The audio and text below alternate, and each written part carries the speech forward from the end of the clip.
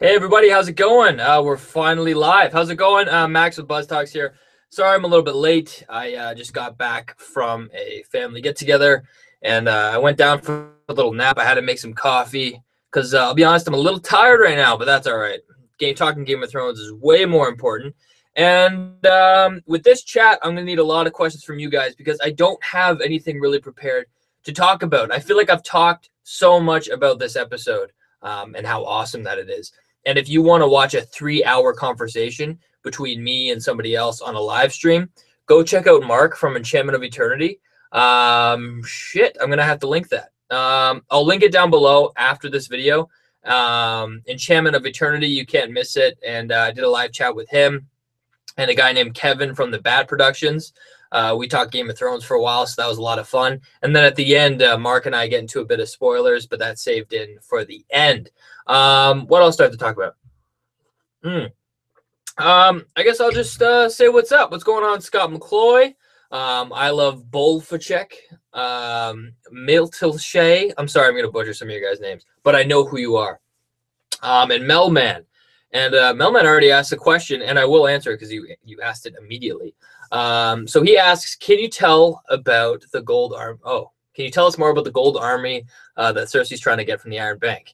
So I believe that they have about 10,000 men, and it was originated from a Blackfire Targaryen named Aegor Targaryen, I believe. He had 10,000 men for the Gold Company approximately, which isn't enough, which isn't more than Daenerys' army. Daenerys' army is huge, and I believe that they're based in Braavos.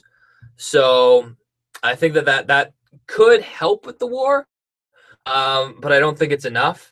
And if I think this could go one of two ways, I've always wanted them to kill Cersei off. I thought it would be this season, but it might not be.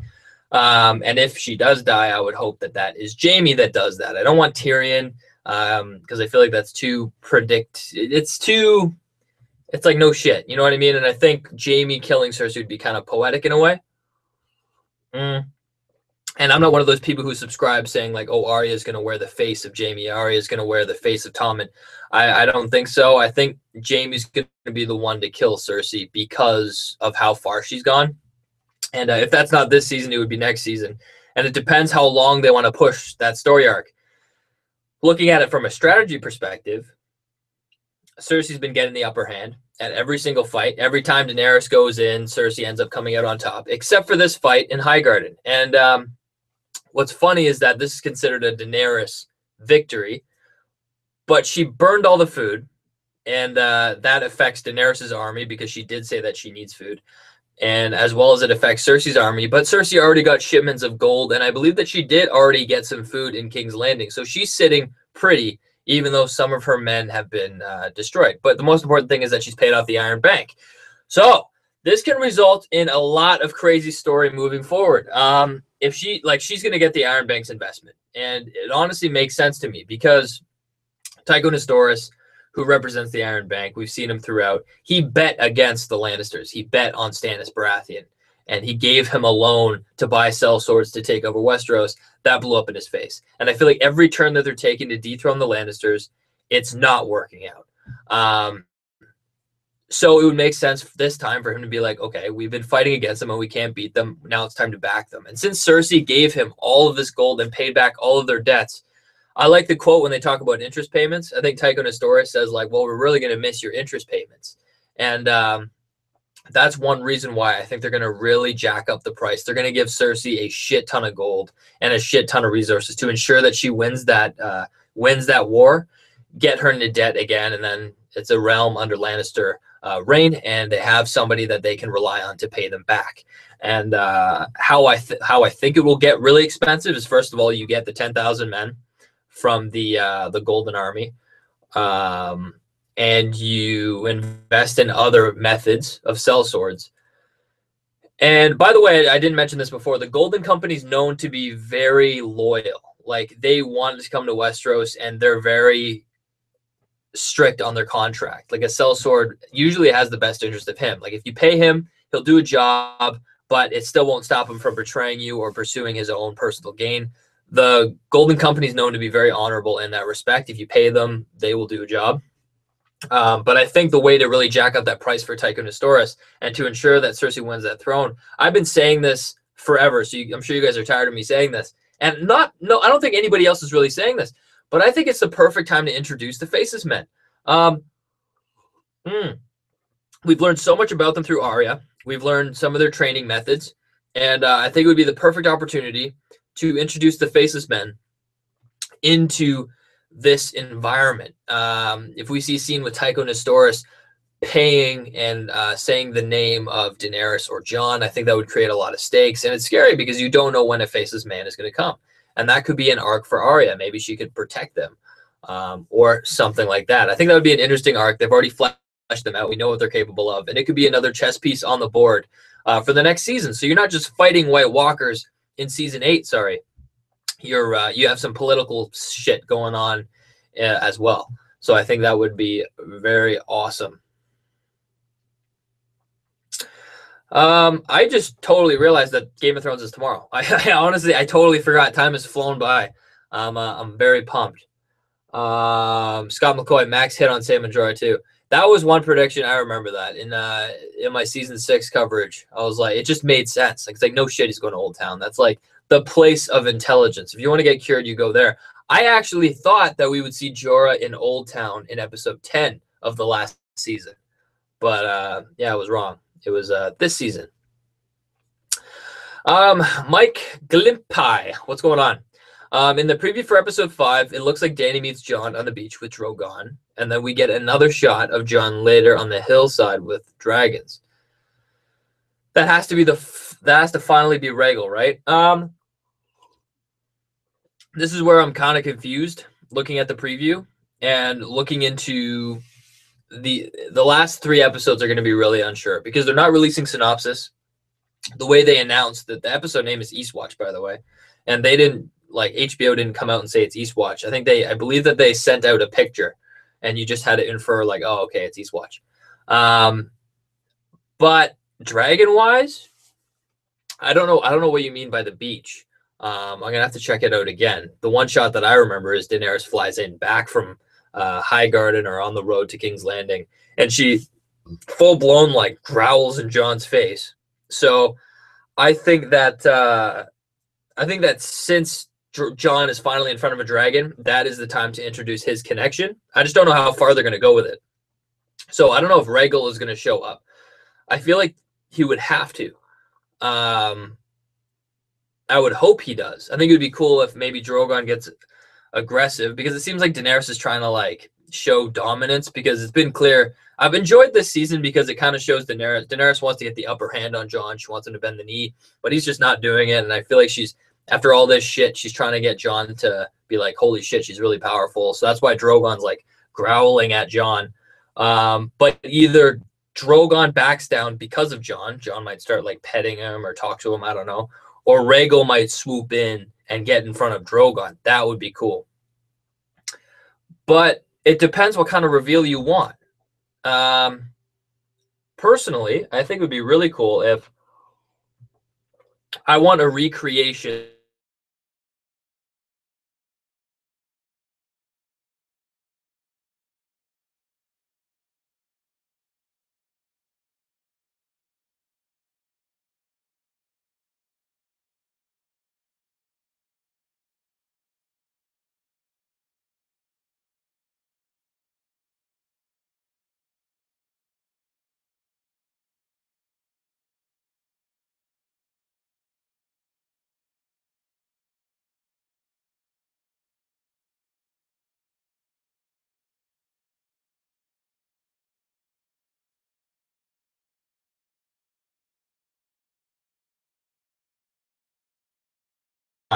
Dance for Dragons, which I thought was unbelievable. And if they recreated that with Rhaegal, that would be awesome.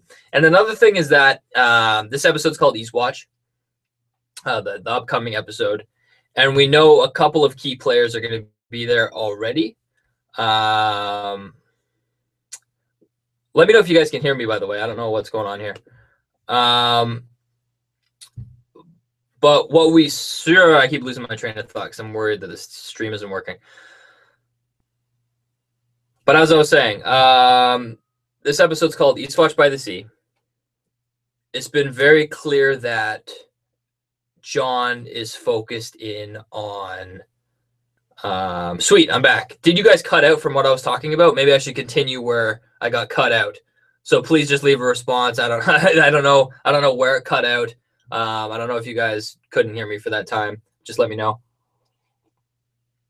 But no, what I was talking about is it's called Eastwatch. We know that the Hound and the Brotherhood are going to Eastwatch. They're probably there now.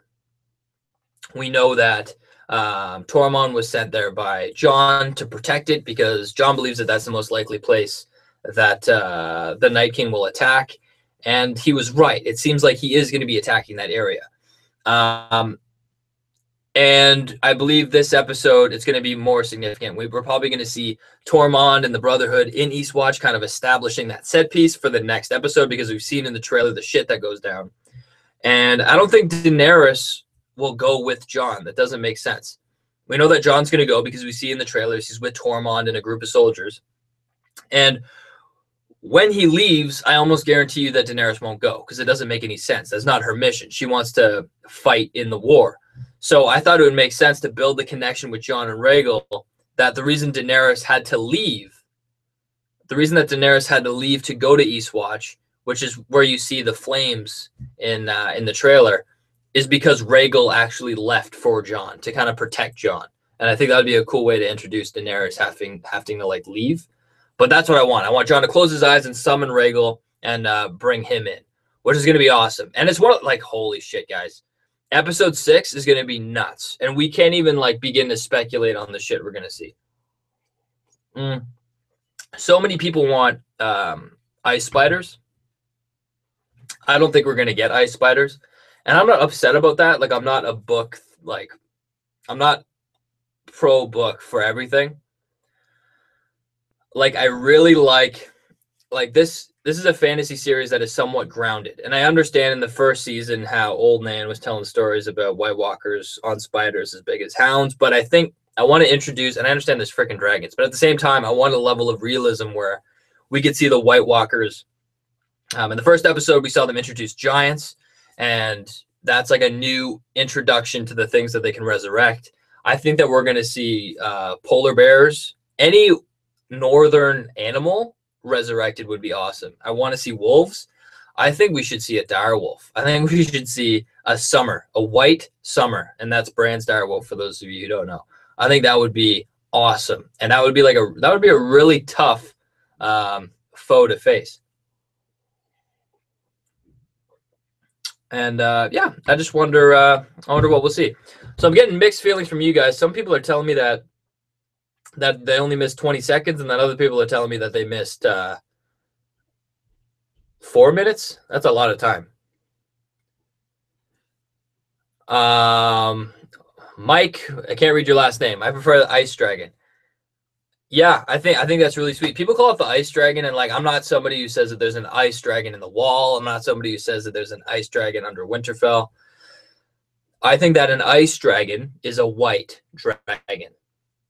So I'm sure you feel the same way. But like, I've been speaking about this for a while, and I know there's a lot of Game of Thrones fans that are like, "What? White dragons are stupid. Why would the Night King resurrect a dragon? That makes no sense." To me, it makes perfect sense, and it's the next obvious step in telling this story. If you look at my White Walker video, if you go to predictions and go back to my White Walker video, I made this before season 7 aired. I talked about Drogon. I said it would be great if Drogon was killed and resurrected, and that was why Bran had to fly, because his whole mission was to warg into Rhaegal and Viserion, or Jon would ride Rhaegal, because they would refuse to fight their alpha brother unless coerced to. For me, them being resurrected, or a dragon being resurrected, was always a must, because it would even out the playing field, and I don't think that's fan fiction-y at all, because those are the rules that they set up. The Night King can resurrect anything. Why not a dragon? I don't understand how that doesn't make any sense. They've set up the rules. The Night King can pretty much warg into anything that is dead and control that. So I think that's really important. Gendry question mark? I think we're going to, you know what? Okay. If I'm going to talk about Gendry, I'm just gonna wave my hands like this, and then I'll wave my hands again when I'm not talking spoilers. Okay, so mute right now, and then I'm gonna go like this, and then you're good to go. It's only gonna be like a minute. Gendry, he's gonna be in this episode, hands down. And it's from a lot of sources. There's people.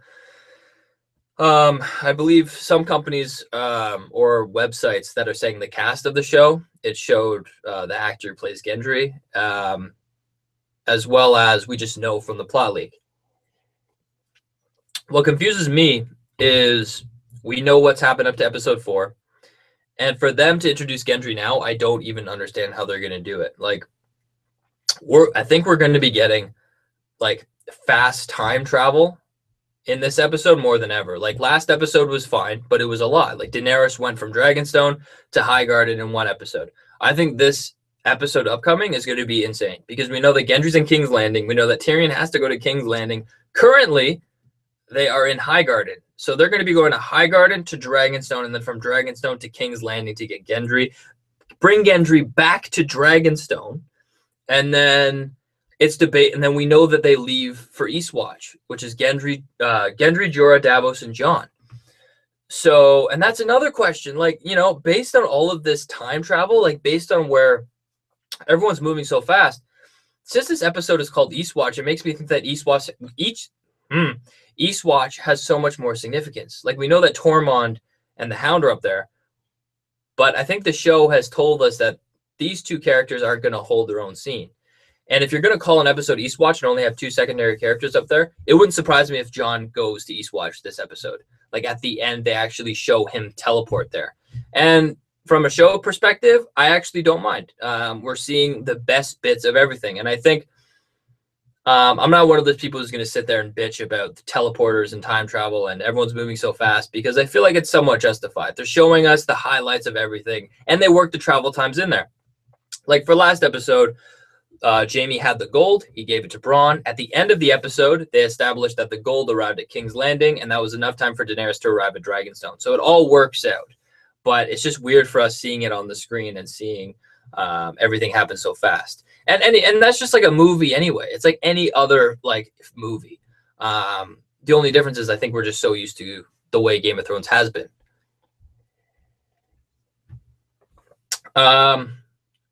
Do you think that we will see dragon armor? Scott McCoy. No, I don't. A couple reasons. For one, I don't think that they're going to have enough time to make dragon armor. Secondly, I'm sure in the books, Aegon had dragon armor, didn't he? I just don't know if from a certain standpoint, I don't know if that works. Like, think about it. If you put this is like ridiculous, like looking into it, but like if you put something on a bird, it wouldn't be able to fly because its body's conditioned to fly with what it has. Like, if you weigh something down, it won't be able to fly. And I think that'll affect her dragons. And I don't even think they have time. They got a lot of shit to do. Daenerys is fighting a war. I don't think she has time to smelt and build armor. As well as, I think it's going to get even worse in the next coming episodes because the White Walker threat is coming south. So I don't even think they'll have time to make armor. I don't think we're going to see armor. It would be cool if we did, but I don't see that happening. Ela,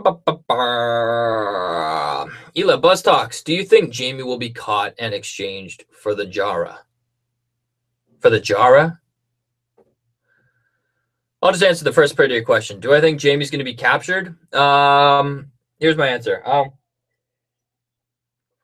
I think the show has written itself into a corner if Jaime was captured.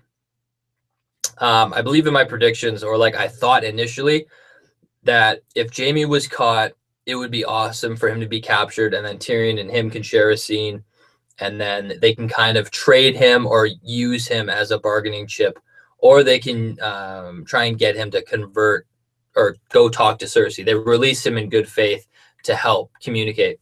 But I don't think we're going to get that because Bronn shot the fuck out of Drogon.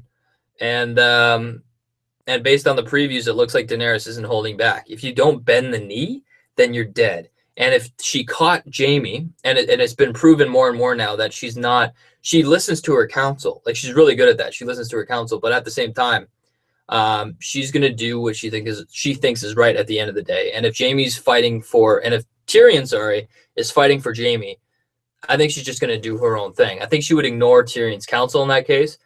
And if she caught Jaime, she would tell him to bend the knee. Jaime wouldn't bend the knee, and I think she'd kill him. And she'd kill Bronn too, because he shot Drogon. Granted, if she knew that he did. So I think Jaime's going to get away, because if he was caught, he would be killed from a story point of view.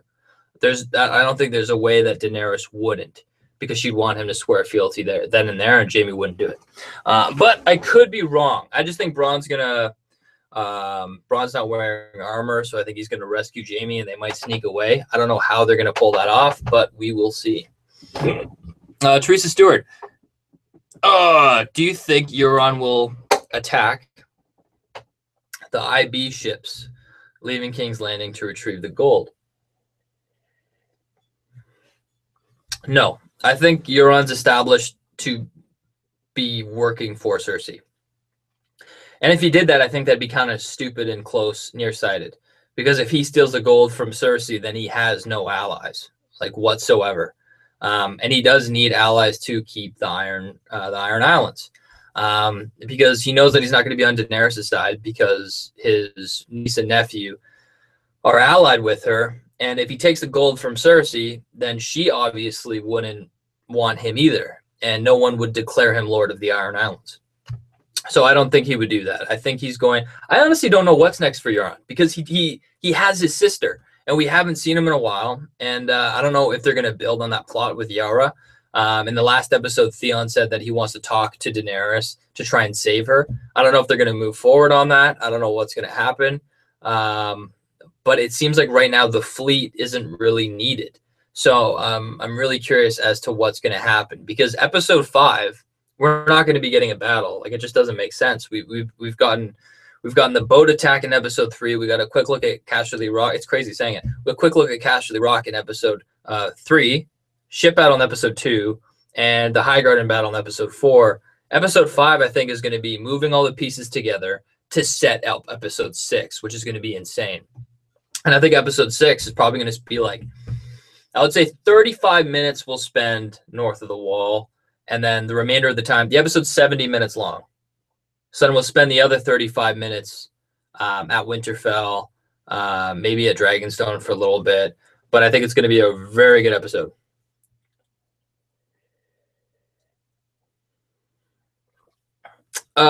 Sherborne Prometheus. I think Jon will freak out when he finds out he and Dany are related after hooking up with her. At least I hope he does. Yeah, I don't know. I don't know. I honestly can't predict that. And that's like a question, like, how would Jon even find out? And I believe it's going to be, well, Bran obviously knows. Bran needs to speak to Jon. And I think Sam is really going to be Bran's interpreter. I think Bran is going to connect the points in history to kind of prove to everybody that Jon is, in fact, Rhaegon. Did I just say his name right? I've just totally blanked. Lyanna and Rhaegar's son. And Sam would be the one to prove that from Bran's visions. And I think Jon would find that out next season. I don't know if he would freak. I honestly don't even know. I don't know. Because I don't know if they're going to make these characters like fall in love or something like that. But if they fell in love, like, you know, he's her aunt, but he doesn't know her as that. So I honestly don't know how they would handle it. But regardless, if they get married or if something happens, they're not going to make it through the show. I think Daenerys is a 100% guarantee she's going to die. Jon is 50-50. Jon could be dead. Jon could be like the Night King. Jon could be the King of the North. Jon could be anything. Like, I don't know where Jon's going to end up at the end of this show. Let's go through your questions.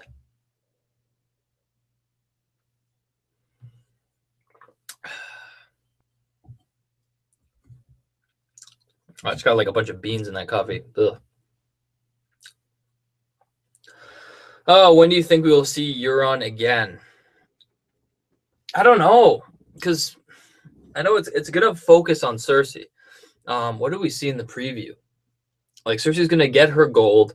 She's probably going to send off Tycho Nestoris to Bravos so we can get the golden company for her, as well as an investment and maybe some faceless men. That would be fun. And the thing with Cersei is that she needs time. Like, she needs as much time as possible to prolong the war so she can get her resources and restock up. Because the last thing Cersei wants is dragons coming right to the Red Keep before she can be prepared. So she wants to get investment from the Iron Bank, get it all weaponized, get scorpions all over the castle. So an attack, so it makes it harder for Daenerys to attack. So the longer Daenerys waits on Cersei, the more likely she's able to keep King's Landing. And I think that's where they're going with it. If they keep Cersei into season 8, she's going to be stocking up and she's going to become more and more dangerous. So I see that happening. Jon Snow, Bronn should be dead. I'm glad that he's not, but I agree that it would be cool if he was dead. In my predictions, I thought Bronn was going to die. I was convinced Bronn was going to die. But no, he made it through. We'll see how significant he is later in the story. I'm taking it that, like, he's always going to be by Jaime's side now. So I'm cool with that. I thought that Grey Worm would die too, but I guess not. And I don't know what he's useful for going forward. Like, I can't see him fighting White Walkers. I want, if they're going to kill, like, let's say if they're going to kill 30 characters, I'd rather them kill like 10 or 15 characters this season and 15 characters next season, instead of killing like 2 characters have somewhat of a meaning. So I hope that they aren't just saving everybody for the end to kill them all off. So I hope that there's somewhat of a, like, you know,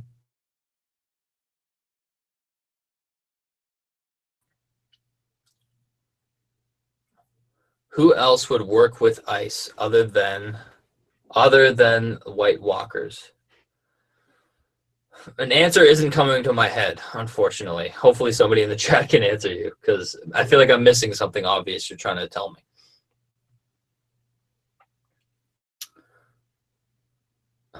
I think Yara is tied to the bow of the silence with no tongue. I honestly think that would be a really interesting story.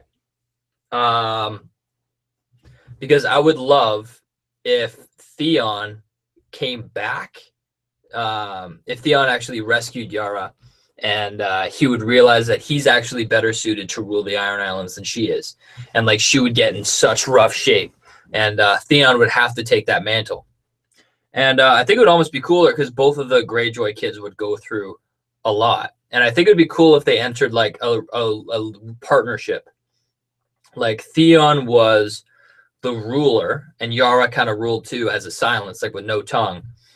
And she would provide the heirs, not by Theon, but by somebody else. And she would provide the heirs to the Iron Islands, and Theon would be the ruler of the Iron Islands. And then he would step down and give them to Yara's kids when they came of age. Like, I feel like that would be kind of a cool story. They're both kind of scarred, and they have different parts of them that they can use, and they would step up to the plate and still rule the Iron Islands together. I think that would be interesting. Or they might just kill her. I don't know. We'll see. Jennifer Salazar, BuzzTox, do you think Cersei will have enough food to feed her army after that last episode? Will we be able to pay all of her debts while needing more food? This is very, food is becoming very important in this series. And I actually kind of like it. Sansa's been talking about it too, how to handle all the food, and she wants them to ship some food to Winterfell, so if the winters get too cold, they can come to Winterfell and they'll already be fed without having to ship carriages. And there's a huge focus on it, and Daenerys burned all the food. So, and they've been setting it up that when winter comes, like, Westeros is going to starve, and that's been hinted at in the books as well. And it will be interesting if we actually do get to see that side. Because I've been noticing, like, this season is really focused about food, and Daenerys burned the fuck out of most of it. I'm sure Cersei got some of it. Daenerys, I don't know what she's operating on. Winterfell has enough. But when you get all these people fighting in the north against the White Walkers, I think you're going to get cut pretty quick. You're going to get really short on food. So I'm really curious as to how they're going to handle that. Cersei-wise, with food, I don't know. I don't know. I hope they address it. I don't know if she will, and if she is out of food, I'm sure they'll just brush it off from the Bank of Bravos. So yeah.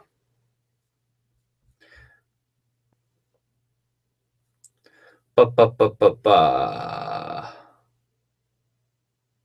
What is Sansa's storyline for the remainder of the season? Um, for me, I think that Sansa's role. I always wanted her to outsmart Littlefinger. I thought that that would be a really cool arc for her. I think it would be awesome if she got dirt on Littlefinger. This is what I always said. If she learned something about Littlefinger from Bran, and then it was almost proven to her from Arya when she found the dagger, but that's not going to happen. So there's a lot of things at play. Sansa said that she's going through all the scrolls that Maester Luwin kept from from long, long ago in history, and they've kept all of the Raven scrolls. And Littlefinger looked almost uneasy. So she may find, and this is something that people are talking about, it's like open knowledge, but she may find the marriage proposal. One thing about that is that Sansa was very aware about the marriage proposal, so I'm not sure. Maybe she'll find a letter from Cersei to Littlefinger. I know that he kept it private on himself, but I feel like she may find something stored at Winterfell that is secret that she shouldn't have found, and it may be negative for Littlefinger. So that might be something. And Sansa, I think, is pretty much going to be I think she's going to be learning about her brother and sister, which is actually, I think, really important going forward, because she's going to learn how she can use them. Like, Bran is really important, that if she can pick his brain for a little bit, she can get a competitive advantage. Like, she knows everything. She has the potential to know everything all at once, and that's really helpful for the North. And Arya, I've said this too, a great storyline for Arya going forward is that she's an assassin. I know that she has a Valyrian steel sword, or dagger. She has cat's paw, and that could be used to fight White Walkers, but I don't think it's going to be used just for that. I think that's a waste of a character. She's more than just somebody to fight White Walkers. I think that Sansa's going to use her as an assassin. She's going to use Arya to help out the family as a whole. What I mean by that is Cersei, I believe, is going to be sitting on King's Landing at the end of this show. And I think Daenerys is going to be north. Jon's going to be north. Everyone's going to be fighting off the White Walkers. Cersei's going to stay there hoping the White Walkers take them out. And I think that Sansa would be, and in the back of Sansa's mind, she's always been afraid of Cersei. Like, when she spoke to Jon in the first episode, she said, "We still have a wall between us and the Night King. Cersei can march up to us, and she won't stop at anything to kill everybody that she despises." And I think that's going to be the back of Sansa's mind. While everybody's fighting the White Walkers north, I think Sansa's going to be like, "Hey, Arya, I think that Cersei's building up her force, and she's securing King's Landing, and she's going to be coming up here and taking us out while we're distracted with the Night King." So I think she would send Arya south to try and take out Cersei, and that would be Arya's mission. She might go with somebody, maybe not. And I think it'd be cool if they did something like Arya went south to kill Cersei. Jaime might have found out and went to go save Cersei, but then something happens, and then we get kind of the prophecy finish of Jaime actually killing Cersei, and Arya just kind of watches. I don't know. I think something like that would be cool. But yeah, Sansa the rest of the season, I think, is just try and finish off Littlefinger and learn about her siblings so she can use them as chess pieces later in the show.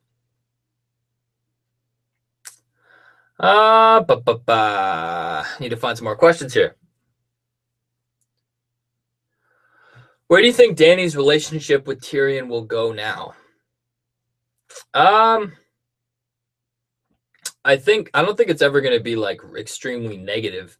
I just think right now things are tense, and it's frustrating because Tyrion's strategy didn't work, and it's really putting her in a corner. And she told him in the last episode, like, "We're fighting your family. Maybe you don't want to hurt them." And we got a hint of that at the battle for Highgarden, or on the road. Is that Tyrion obviously doesn't like seeing his family house get massacred, and that's hard for him to see. And he doesn't want Daenerys to die, and he doesn't want Jaime to die, and that's like the ongoing struggle. And I think she will always accept his counsel because she does respect him.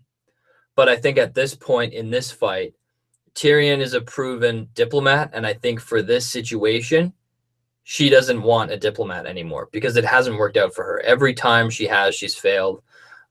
She wasn't diplomatic in Essos, and because of that, the people love her, except for the slavers.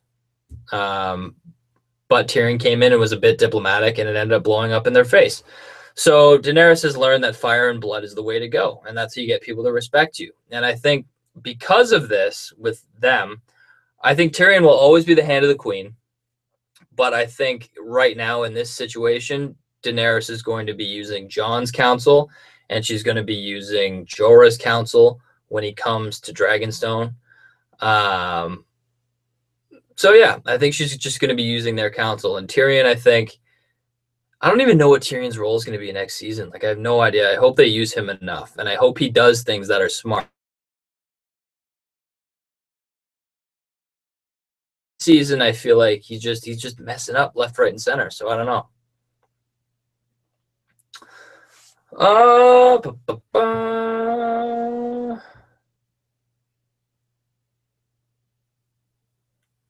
Alan Reed.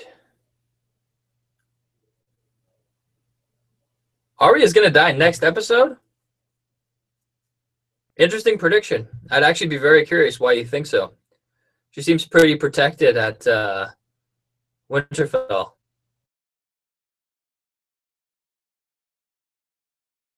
Max, what do you think the White Walkers want? Um,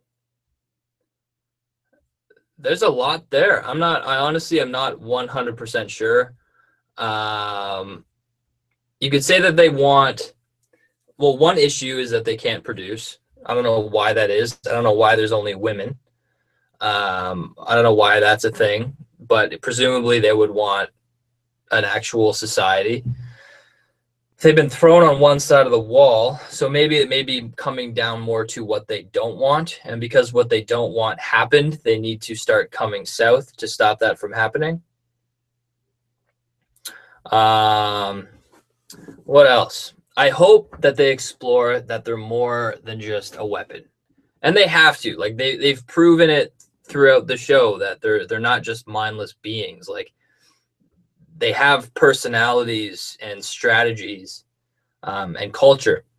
Um, and it's very reminiscent, excuse me, of their creation, the Children of the Forest, and what they want. We know that they've destroyed weirwood trees. Maybe they want to destroy all of them. I don't know why.